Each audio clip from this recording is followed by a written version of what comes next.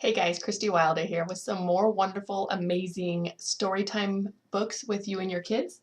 The first one is Jessica's Box. This is a cute little story about Jessica who wants to make friends, and she thinks that by taking her box with her to school and having a surprise inside, that she's going to make friends this way. And either the kids don't care or they laugh, so she tries other things. She tries to make some cupcakes and they just want the cupcakes. They don't even mention her or thank her.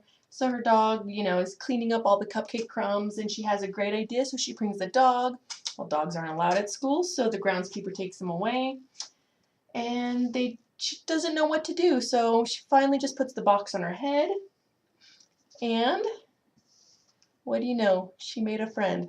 It's a great story just about being yourself and people liking you for who you are. Jessica's Box. Next, How Deep is the Sea? This is about Pipkin, the little penguin. We have another book with Pipkin, and it's How Big is a Million? But this one, he is curious. He's a curious little penguin as to how deep the sea goes. So he asked his mom if she knows how deep is the sea. And she said, well, you're a penguin, go take a look. So he goes and he travels down deeper and deeper. And there's a sea dog who has a submarine. And he hops in the submarine and they go down deeper and deeper and deeper. And they get to the very bottom, and when they come back, it's really cool because in the back there's a poster, and it's probably around 5 feet tall, and it explains how deep is the sea, and it follows Pipkin's journey and the different creatures that you find in the sea. Lots of fun, kids will love it. Amazing. We have some picture books. These are Cinderella and Snow White.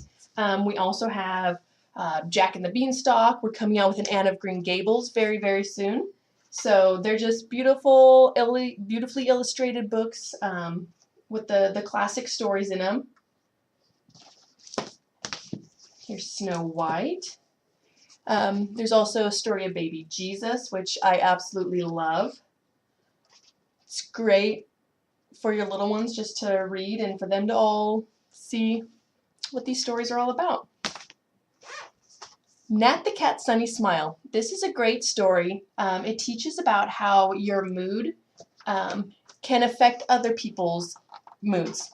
So Nat's excited. He wants to go on a picnic, and he goes and visits his friend, and none of them want to go. And by the time he gets to his picnic all alone, he doesn't really feel like a picnic. So he's sitting there all sad.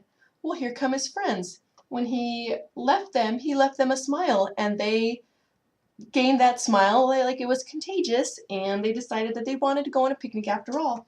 And the cute thing is at the end, there's actually a song in the back that you can sing with your kids. Nat the Cat's Sunny Smile. Bears don't read. So everybody knows that bears don't read, or do they? Well, this is a book about a bear named George who just wants to learn to read. And he goes on this quest to learn how to read, and everybody tells him bears can't read, and so he goes to town. Well, he finally meets a little girl who decides to teach George how to read. So she goes and teaches him, and it's just a super cute book. And they're friends. And then the last one I want to show you is our illustrated stories. So we have a lot of our illustrated books. This one is Dickens. So excited for this one. We also have Shakespeare, Greek myths,